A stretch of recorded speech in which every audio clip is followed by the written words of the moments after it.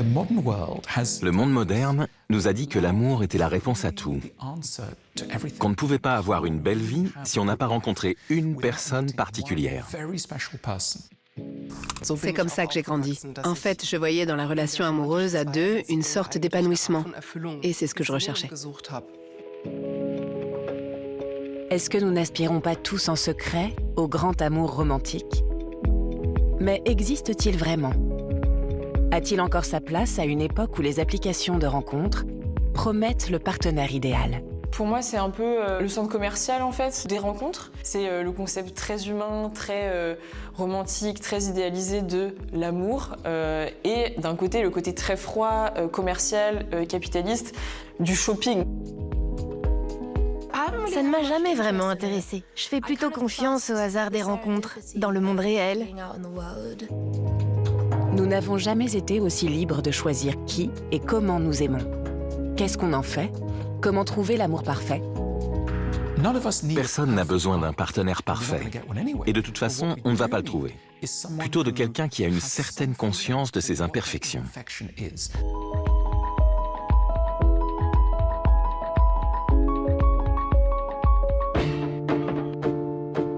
Tomber amoureux, aimer, n'est-ce pas la chose la plus simple au monde? L'amour est probablement le problème le plus compliqué auquel un être humain peut être confronté. C'est un domaine incroyablement difficile à maîtriser. Et notre société prétend que ça va être facile. Alors que ce n'est presque jamais le cas. Les chances de trouver un bonheur durable en amour sont bien plus réduites que les films et les chansons ne nous le font croire.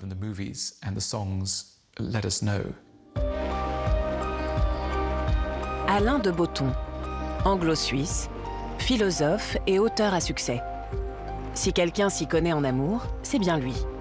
L'amour est le thème central de sa vie. L'amour me rend fou, l'amour me fait mal. Et c'est là, quand il y a un problème, que mon cerveau s'allume. C'est quand je vais mal que j'écris des livres. En d'autres termes, là, je ne cherche pas simplement à comprendre, je cherche à me sentir mieux. Et pour moi, me sentir mieux est lié au fait que j'essaie de démêler les mystères de l'amour. Ce qui lui a inspiré de nombreux livres, dont beaucoup sont devenus des best-sellers mondiaux. Il a rédigé son premier ouvrage, Petite philosophie de l'amour, à l'âge de 23 ans seulement. Qu'est-ce qui l'a surpris au cours de sa longue réflexion sur l'amour? L'une des choses fascinantes dans l'amour, c'est que nous ne sommes pas libres d'aimer telle ou telle personne. Si on dit aux gens, voilà, il y a 5 personnes que vous pourriez aimer, même âge, même contexte, il y aura des réactions très tranchées. Celui-là, oui, mais absolument pas celui-là. Pourquoi ces réactions, tout d'un coup? La plupart du temps, nous ne savons pas. C'est un mélange, je pense, de biologie et de finalement ce qu'on appelle une alchimie, ce qui est un raccourci pour toutes sortes d'instincts. Selon Alain de Botton, notre manière d'aimer à l'âge adulte dépend de la façon dont nous avons vécu l'amour dans notre enfance. Imaginons qu'on ait eu un père très distant. Peut-être qu'on va trouver quelqu'un de distant lui aussi, insaisissable. Mais on ne va pas s'échiner à souffrir toute la vie. On va essayer de réchauffer cette personne distante et insaisissable. Peut-être cherchons-nous inconsciemment des partenaires à qui nous voulons offrir une histoire qui finisse mieux. Des partenaires qui nous poussent à nous dépasser. Le paradoxe avec l'amour, c'est que parfois on entend des gens dire « j'aime vraiment cette personne, j'ai rendez-vous avec elle, mais elle a l'air trop gentille ». Qu'est-ce que ça veut dire, trop gentille? Je pense que ça veut dire qu'elle ne va pas vous faire souffrir de la façon dont vous êtes habitué à souffrir. Alors que ce qui vous intéresse, c'est de souffrir précisément de cette façon-là. En amour, nous privilégions souvent ce qui nous est familier par rapport à ce qui est bien ou gentil. Et ça explique cet effet bizarre, cette drôle d'impression parfois qui fait que nous nous sentons un peu mal à l'aise, dégoûtés, inquiets, avec quelqu'un qui risque d'être trop doux avec nous. C'est pourtant exactement ce dont nous rêvons. Un partenaire aimant, l'amour parfait.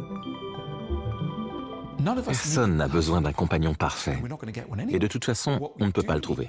Ce dont nous avons besoin, c'est de quelqu'un qui a une certaine conscience de son imperfection. Quelqu'un qui peut vous fournir une carte de son imperfection. Dans un monde parfait, on arriverait au premier rendez-vous avec un gros manuel qui dirait « voilà, ça c'est moi, Ça, ce sont mes problèmes. Voici les domaines où je ne fonctionne pas correctement. Vous n'avez qu'à regarder si ça vous plaît. Mais à l'ère des applications de rencontres, n'est-ce pas le contraire qui se produit? Nous nous présentons sous notre meilleur jour, en espérant trouver le partenaire idéal. Si vous donnez à quelqu'un un téléphone et que vous lui dites « Tiens, voilà, trouve-toi un amoureux », il ne va pas choisir la bonne personne. Il va en ignorer certaines parce qu'il y a un préjugé qui va lui faire dire « Non, il ne m'attire pas assez ». Mais ça, c'est parce qu'on regarde une photo. Et une photo ne représente pas les gens exactement. Alors que si on passe une demi-heure avec quelqu'un, on va se dire « Tiens, au début, il n'avait pas l'air terrible, mais maintenant il me plaît ». Et ceci nous dit quelque chose d'horrible sur le monde moderne. Alors que nous pensons que nous avons plus de chances avec ces moyens modernes de rencontrer quelqu'un, en fait, nous avons surtout plus de chances de passer à côté de ces gens qui, précisément, pourraient nous apporter le bonheur. Et ça, c'est effrayant. Les plateformes de rencontres élargissent le choix, mais pas forcément notre conception de l'amour. Dans l'amour, la véritable aventure, ce n'est pas le choix, c'est de faire que quelque chose fonctionne une fois qu'on a choisi. Notre société est obsédée par ça, par le bon choix. Alors que ce qui compte, c'est, une fois qu'on a choisi, de faire que ce soit le bon. Son message central, on le retrouve dans ses livres. L'amour, c'est du travail. C'est une chose qu'il faut apprendre. Ça paraît bizarre de devoir se dire que l'amour, ça se pratique, qu'il faut peut-être apprendre à aimer, que l'amour peut être un talent à acquérir, pas juste un sentiment. Alors qu'on penserait que ça vient comme ça. On dit aux jeunes gens qu'ils n'ont qu'à sortir dans la rue pour tomber amoureux, que ça va venir naturellement. Je pense vraiment qu'il y a beaucoup de choses qu'il est utile de connaître si on veut augmenter ses chances d'être heureux en amour dans la vie. Par exemple, l'importance de la communication.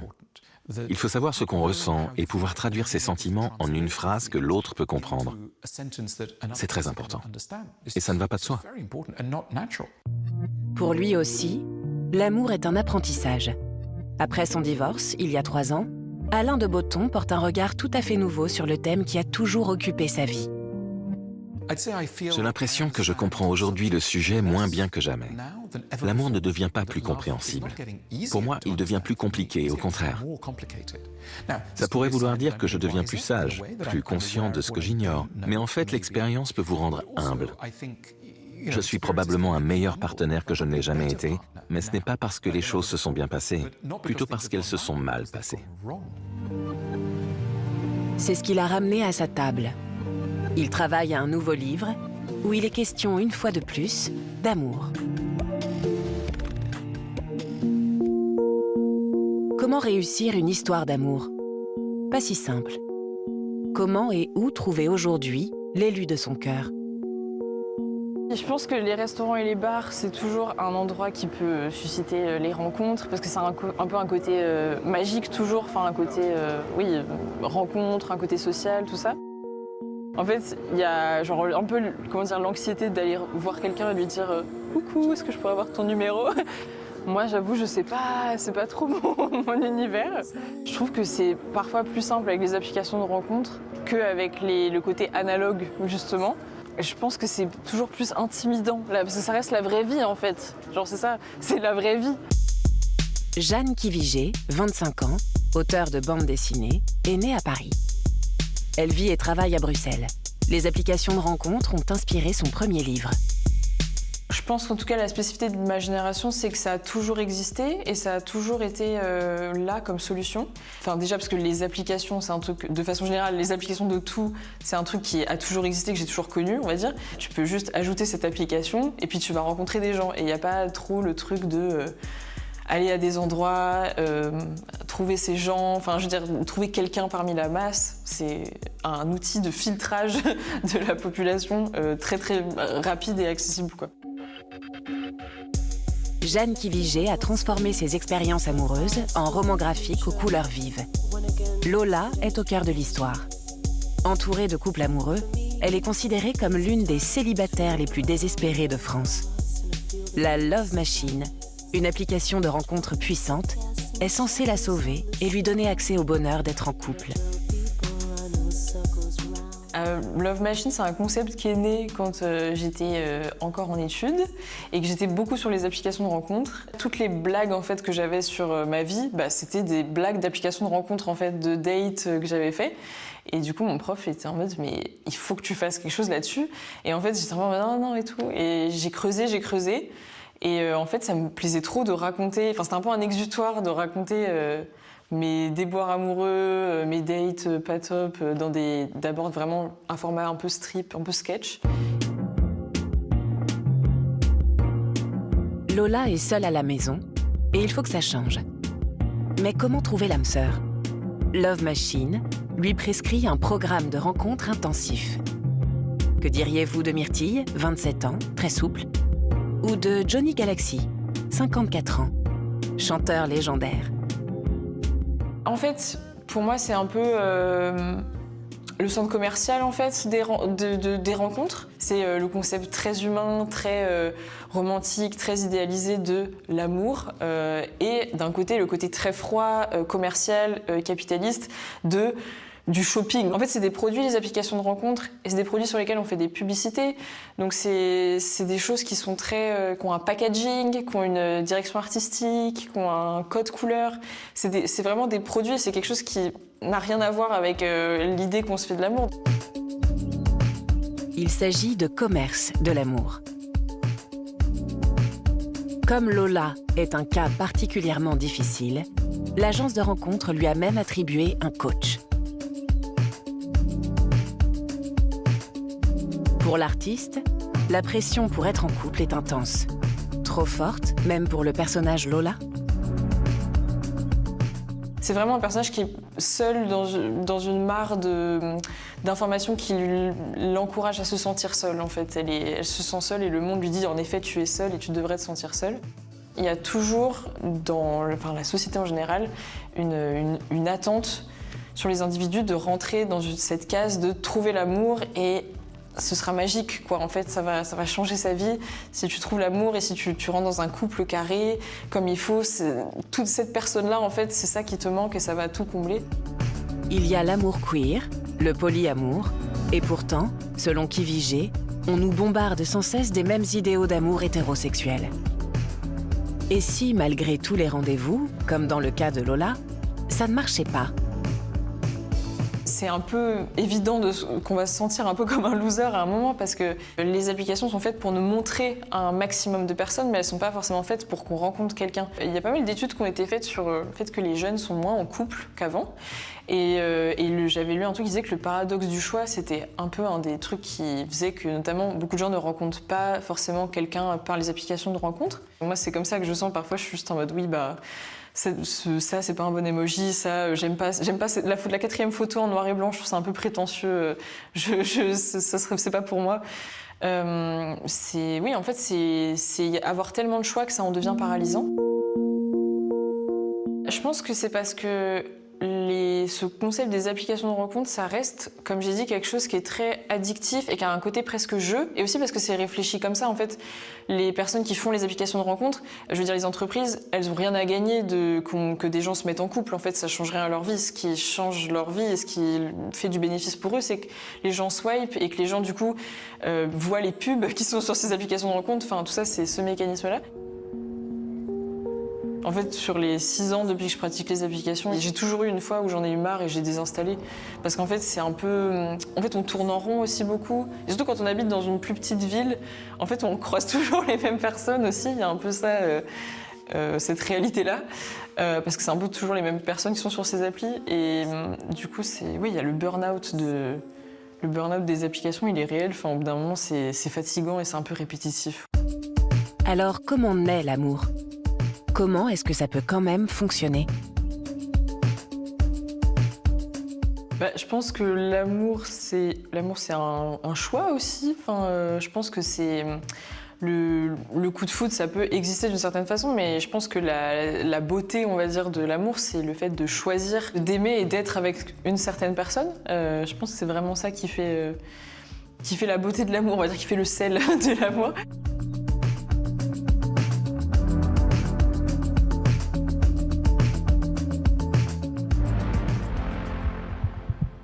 L'amour est aussi une question de désir.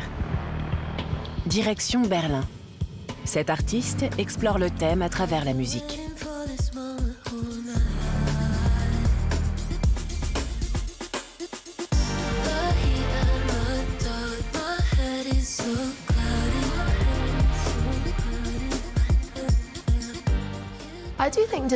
Pour moi, vraiment, le désir et l'amour sont étroitement liés.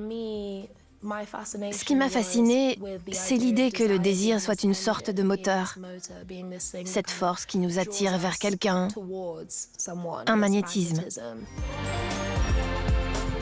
Arlo Parks est chanteuse et compositrice.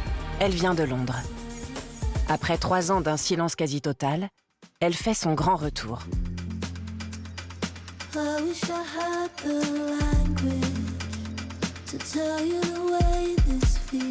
Elle a intitulé son nouvel album « Ambiguous Desire », désir ambigu. Elle dit pourquoi. Ce qui m'a intéressée, c'est l'entre-deux, ces espaces liminaires, et les sentiments que j'ai explorés étaient souvent difficiles à exprimer. La chimie entre les êtres, ou le hasard de la découverte. Il y avait cette ambiguïté et cette fluidité. Et désir, parce que j'étais vraiment inspirée par l'amour, par cet appétit. Je pense qu'on en apprend beaucoup sur les gens à travers les choses et les personnes qu'ils désirent.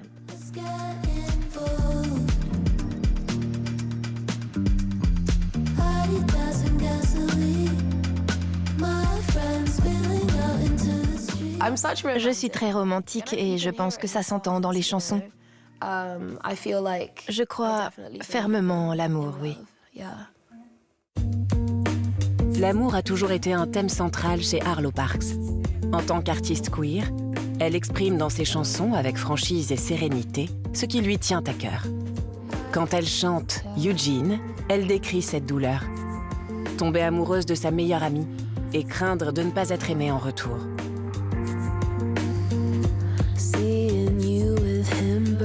I feel it deep in my throat. You put your hands in his shirt. You play him records I show. You read him Sylvia Plath. I thought that was our thing. You know I like you like that. I hate that son of a bitch. Arlo Parks, née en 2000, est considérée comme l'une des voix les plus émouvantes de sa génération. C'est une conteuse. Ses chansons sont de petits récits. Elle a commencé à écrire très tôt. Je crois que dès 6 ou 7 ans, dès que j'ai su écrire, j'ai écrit. Et personne dans ma famille n'est écrivain, créatif, ni musicien. C'est donc une sorte de boussole intérieure qui m'a fait prendre cette direction. À 17 ans, elle sort son premier EP, Super Sad Generation, qui trouve un écho auprès de nombreux membres de la génération Z. When did we get so skinny? Start doing Catamount on weekends, getting wasted at the station, and trying to keep our friends from death. We're trying to keep our friends from death. Ses chansons sur la solitude, la dépression et l'espoir deviennent la bande originale d'une époque où de nombreux jeunes cherchent des repères. Le premier album d'Arlo Parks, Collapsed in Sunbeams, connaît un succès international en 2021. Elle n'a que 21 ans. Mais cette ascension précoce a un prix. Après 2 albums et des années passées en tournée, elle se retire. Elle a atteint les limites de ses forces. Comme j'ai beaucoup voyagé, pratiquement toute ma vie d'adulte, je devais surtout communiquer par téléphone avec ma famille. J'étais toujours l'amie ou la personne la plus nomade, celle qui n'était jamais vraiment à la maison. J'ai en quelque sorte pris une pause de manière très intentionnelle. Je voulais vraiment me plonger dans la vie. Je me suis jetée avec passion dans cette expérience. On le ressent vraiment dans la musique. Ça a changé quelque chose en moi d'une certaine manière. Pendant son temps libre, elle se plonge dans la culture des clubs. Elle apprend à mixer, elle danse. Elle passe ses nuits à faire la fête, entre rencontres, rythme et intimité. La corporalité plutôt que la culture du swipe. Les applications de rencontres, pour elle, ce n'est pas une option. Ça ne m'a jamais vraiment intéressée. Je fais plutôt confiance au hasard des rencontres. Dans le monde réel, le virtuel, c'est pas vraiment mon truc, non. Arlo Parks ressent surtout une chose, le désir de rencontres authentiques. Mais elle se refuse absolument à parler pour sa génération. Je ne peux vraiment parler que pour mes amis et les gens de mon entourage.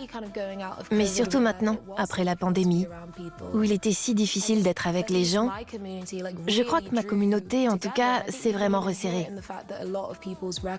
Et je trouve qu'on l'entend dans de nombreux albums qui célèbrent la danse et le fait d'être ensemble, ce qui est juste irremplaçable.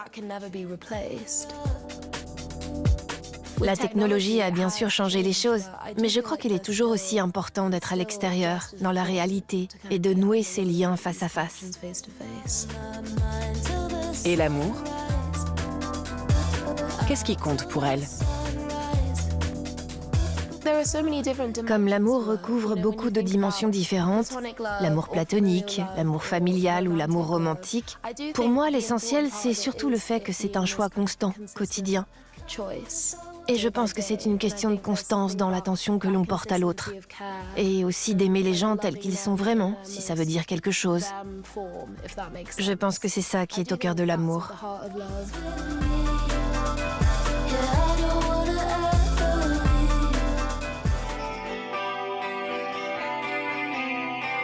L'amour aujourd'hui, comment ça marche?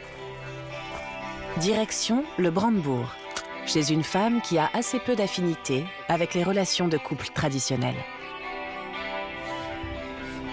Les relations se détériorent, les mariages se terminent par des divorces. Dans mon entourage, aucun couple ne correspondait à l'idée que je m'en faisais.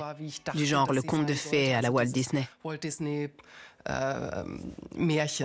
Je n'ai pratiquement jamais vu ça dans mon entourage. Hannah Mattes est photographe, artiste et anarchiste relationnelle. C'est-à-dire, ma famille est extrêmement importante pour moi. Elle occupe une place centrale dans ma vie, comme mes amis. Et d'une certaine manière, je trouve que mes relations amoureuses ressemblent de plus en plus à mes relations familiales et amicales, et qu'elles sont de plus en plus égales hiérarchiquement. Et j'aimerais bien les traiter équitablement. Hannah Mattes fait partie du collectif de photographes féministes Femex Photographers. Elles ont publié récemment un livre de photos, Love, sur les nombreuses formes de l'amour. Par exemple, l'amour pour les parents. Les siens sont célèbres, des personnalités connues. Son père est le réalisateur Werner Herzog. Sa mère est l'actrice Eva Mattes. Ses parents se sont séparés quand Hannah était encore petite, mais elle est restée étroitement liée à eux deux. Oui, mes parents sont relativement célèbres. Et ce n'est pas quelque chose dont je me vante. Ce n'est pas écrit sur mon front ni nulle part ailleurs. En général, je ne le dis pas tout de suite. Il y a des raisons à ça, comme le réflexe de me protéger moi-même. Elle avait gardé ce secret pendant longtemps. Aujourd'hui, elle l'assume pleinement. Et elle partage une maison à la campagne avec sa mère. Cet endroit s'appelle l'Inde, parce que dès mon enfance, je rêvais d'aller en Inde. Je ne saurais dire pourquoi. C'était à la fois quelque chose de mystérieux et aussi de positif. J'ai fait ces affiches pour mon examen de fin d'études. Quand j'avais 11 ans, j'ai joué le rôle principal dans un film pour enfants. Dans ce film, la petite fille découvre le monde avec un appareil photo que son père lui a offert. C'était mon premier contact avec la photographie. Et en fait, un choix que j'avais déjà fait très tôt. Hannah Mattes raconte encore et toujours dans ses travaux photographiques qu'elle aime beaucoup de gens. Elle les tient par la main. Qui est une relation romantique et qui est une autre forme de relation amoureuse, cela reste ouvert dans ses doubles portraits. Comme dans le concept de l'anarchie relationnelle. Ce que je trouve intéressant, c'est que dans l'anarchie relationnelle, les diverses relations que l'on entretient avec les autres sont considérées comme ayant à peu près la même valeur. Pour moi, le mot anarchie ne signifie pas ici que chacun peut faire ce qu'il veut, mais plutôt que chaque relation fait l'objet d'une négociation. Négocier, c'est exprimer ses désirs, écouter ceux de l'autre et voir si l'on peut trouver un dénominateur commun.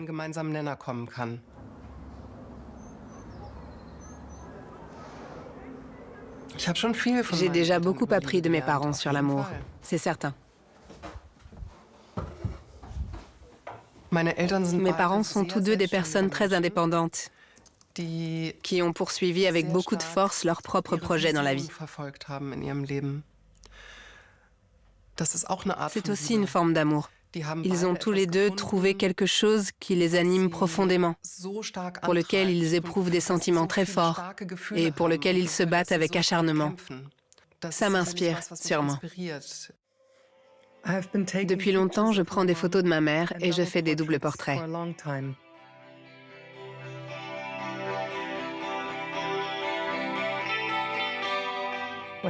Quand j'ai commencé mon travail d'artiste, j'ai voulu m'éloigner de l'influence artistique de mes parents. C'est l'une des premières séries que j'ai réalisées en tant que photographe indépendante. J'ai recréé des scènes de films célèbres et incarné moi-même tous les personnages. Je me suis vite mise à comprendre à quel point je suis la fille de mes parents, un réalisateur et une actrice. Et je l'ai accepté. Ma mère est amoureuse de tout le monde. C'est ce qui fait son charme. Elle est amoureuse de tout le monde. Mais sans jalousie, juste comme ça? Oui, et pas non plus dans le cadre d'une relation. Être amoureuse et être en couple, ce sont deux choses différentes. Enfant, Hannah était amoureuse des planètes et donnait à ses amis leurs noms. Jupiter, Vénus. Elle-même était la Lune.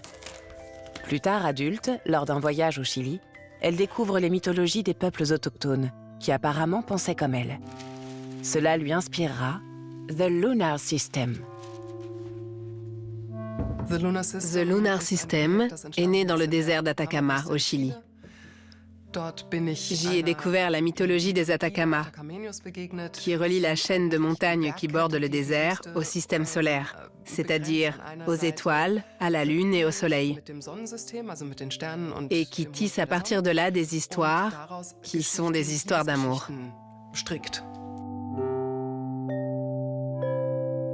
Montagne et planète amoureuse. Elle a trouvé les images qui illustrent cela en peignant sur des négatifs photos. L'une de ses techniques les plus remarquables. L'amour comme un vaste système universel. C'est son sujet. Et tout cela a du sens pour elle aujourd'hui, en ces temps de haine et d'incitation à la haine. Dans le Brandebourg, il y a des gens qui ont des opinions très différentes des miennes sur les femmes, la politique, les autres cultures, et avec qui je préfère ne pas parler politique. Comment puis-je faire en sorte que nous puissions quand même discuter, prendre un café ensemble et avoir une conversation agréable sur ce paysage, sur les animaux qui y vivent, sur la vie en communauté dans un petit village avec si peu d'habitants? Quand je peux réussir à établir un lien avec ces personnes, et si elles ont la même attitude à mon égard, alors que quelque part elles voient aussi en moi une menace, ça me touche beaucoup. Et je me dis que peut-être, je peux orienter cela vers quelque chose qui s'apparente à de l'amour.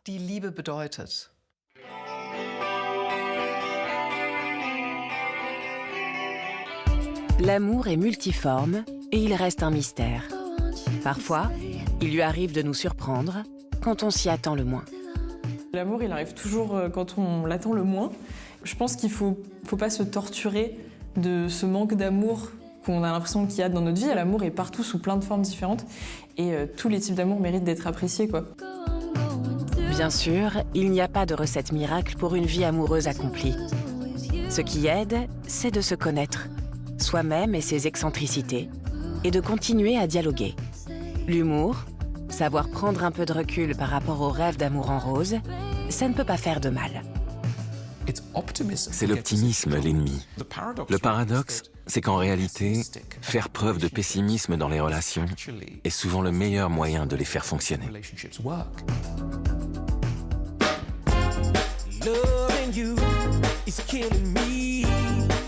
When you know it should be thrilling me. Love